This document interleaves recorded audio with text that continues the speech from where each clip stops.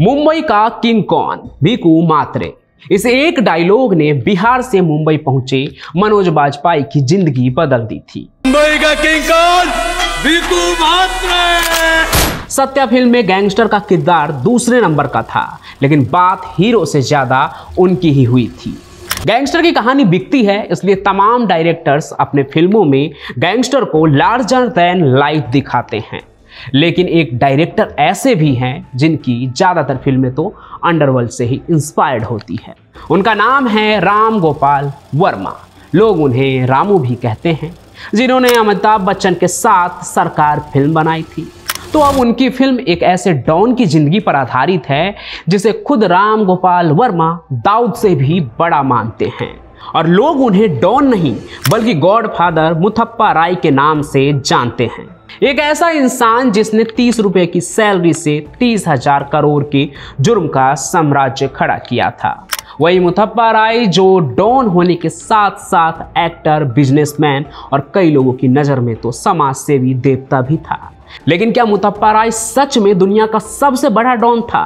क्या दाऊद इब्राहिम भी उसके सामने घुटने टेक के रहता था? और सबसे जरूरी कि यह मुथप्पा एक मामूली बैंक क्लर्क से अंडरवर्ल्ड का डॉन कैसे बना, जो राम गोपाल वर्मा इनके ऊपर फिल्म बनाने लगे।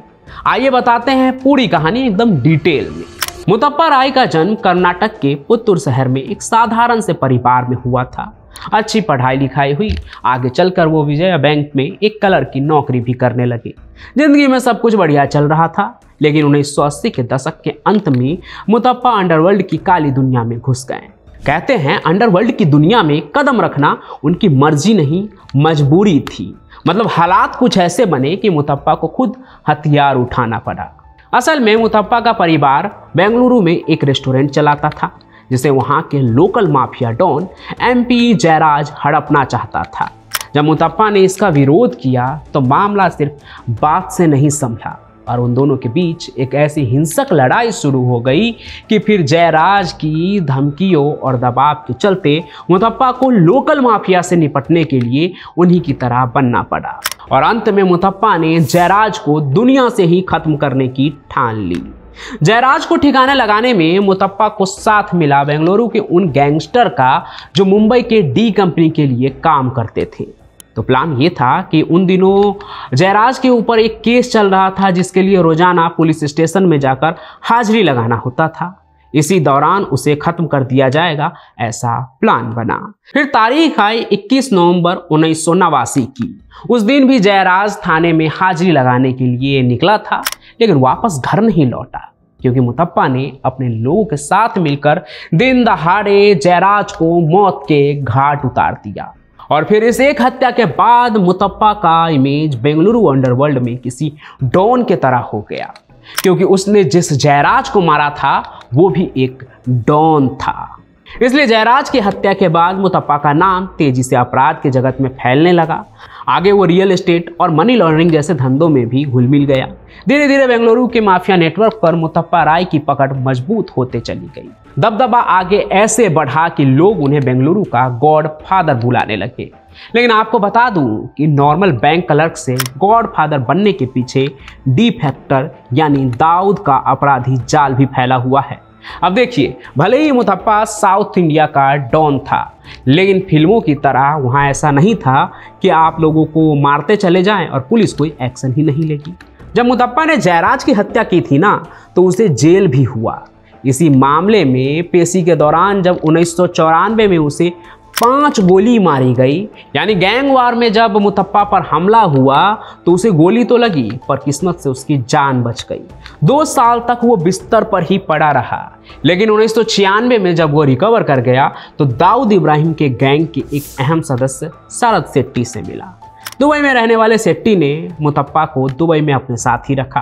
फिर शरद शेट्टी के जरिए मुथप्पा ने दाऊद इब्राहिम के साथ गठजोड़ किया और दुबई जाकर अपना नेटवर्क फैलाया। दाऊद और मुथप्पा ने मिलकर स्मगलिंग, ड्रग्स और रियल एस्टेट के काले धंधे को और भी आगे बढ़ाया। ये गठजोड़ दो तरफा मुनाफा था।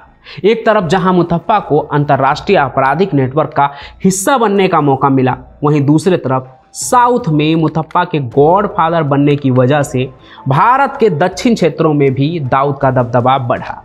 लेकिन ये सब कुछ बदला जब 2001 में शरद शेट्टी की हत्या हो गई, क्योंकि दाऊद और मुतप्पा के बीच की कड़ी शरद शेट्टी ही था और उसके मौत के बाद मुतप्पा का नेटवर्क कमजोर होने लगा। फिर भारत में मुतप्पा के ऊपर जो आपराधिक मामले पेंडिंग थे, उसके लिए उसे साल 2002 में यूएई से वापस भारत लाया गया। भारत लौटने के बाद वो कुछ महीनों तक जेल में रहा और फिर सारे मामलों से बरी हो गया। लेकिन इस बार जेल से वापस लौटने के बाद उसने अपनी गैंगस्टर या गॉडफादर वाली इमेज बरकरार नहीं रखी, बल्कि एक बिजनेसमैन वाली इमेज बनानी शुरू कर दी। देखिए, 21वीं सदी के शुरुआत के साथ ही ज्यादातर बाहुबली और गैंगस्टर को ये समझ आ गया था कि सिर्फ अपराध के दम पर अब दबदबा कायम नहीं किया जा सकता है।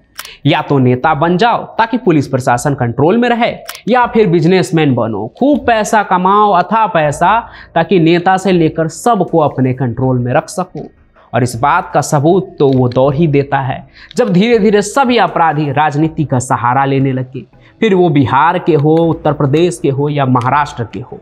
ठीक वैसे ही साउथ के गॉडफादर बने मुतप्पा ने भी अपनी कारोबारी वाली इमेज बनानी शुरू कर दी और भूमाफिया से दवा कारोबारी, और फिर 2008 में जय कर्नाटक जैसी गैर सरकारी संस्था खोलकर वो समाज सेवी भी बन गए हैं।